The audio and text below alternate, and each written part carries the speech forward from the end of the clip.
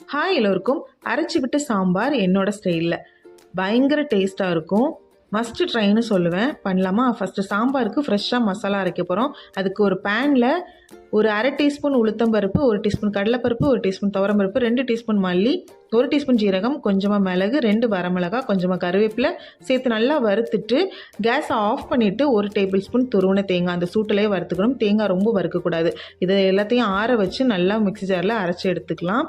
அடுத்து ஒரு கடாயில் கொஞ்சமாக எண்ணெய் சேர்த்துட்டு ஒரு 10 to 15 சின்ன வெங்காயம், 2 பச்சை மிளகா, கொஞ்சமாக தக்காளி நல்லா லைட்டாக 1 நிமிஷம் வதக்கிட்டு அடுத்து நமக்கு தேவையான வெஜிடபிள்ஸ்லாம் சேர்த்துக்கலாம். உங்களுக்கு விருப்பமான காய்கறிகள் சேர்த்துக்கோங்க.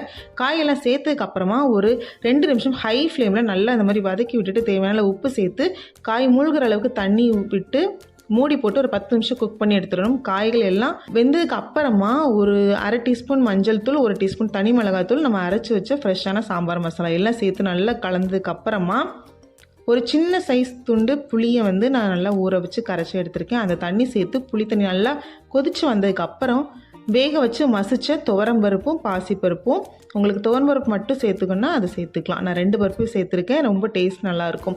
தேவையான அளவு தண்ணி ஊற்றி நல்லா கொதிக்க விடணும். எல்லாம் கொதிச்சதுக்கப்புறமா கடைசியாக கொஞ்சமாக கொத்தமல்லி இலை தூவி இறக்கிட்டோம்னா சாம்பார் ரெடி.